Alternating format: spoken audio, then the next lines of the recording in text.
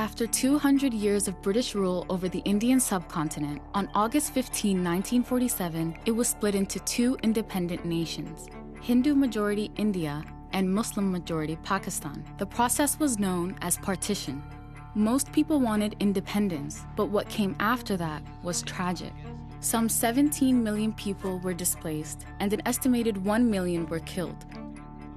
Prior to colonization, the subcontinent was made up of princely states where many religions coexisted.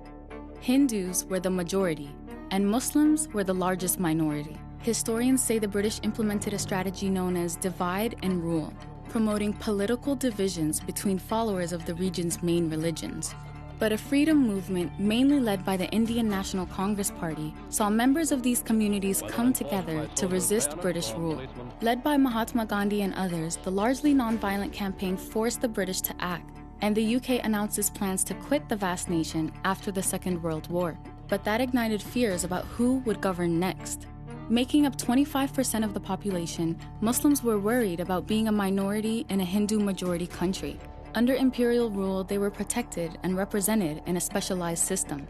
So, Muhammad Ali Jinnah, leader of the Muslim League, advocated for Muslims to have their own homeland, Pakistan. A section of Hindus also campaigned for an ethnic Hindu state.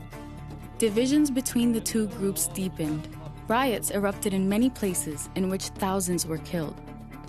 In 1946, Lord Louis Mountbatten, the new British Viceroy to India, started talks with the Congress parties Jawaharlal Nehru and Jinnah.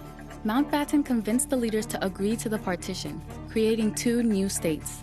Cyril Radcliffe, a British lawyer who had never been to India, was tasked with drawing up the borders. He was given just 36 days to put together the partition project. Using outdated maps and census records, his committee came up with this: India, West Pakistan, and East Pakistan, which would later become Bangladesh. But they didn't assign Muslim-majority Kashmir to either country. This will cause problems later. As the British left in 1947, chaos erupted. Millions of Muslims, Hindus, and Sikhs suddenly found themselves on the wrong side of the border. They had to leave their ancestral homes, with millions of families separated until this day.